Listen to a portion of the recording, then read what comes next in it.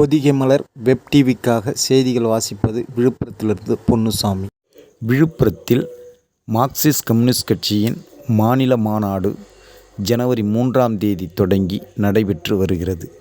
இந்நிலையில் ஜனவரி 3ஆம் தேதி மாலை சிபிஎம் கட்சியின் செந்தொண்டர் பேரணி மாலை 6 மணி அளவில் சென்னை திருச்சி தேசிய நெடுஞ்சாலையில் ஆனந்தா தனியார் மண்டபம் முன்பு தொடங்கி விழுப்புரம் புதிய பேருந்து நிலையம் அருகே உள்ள நகராட்சி திடலில் முடிவடைந்தது.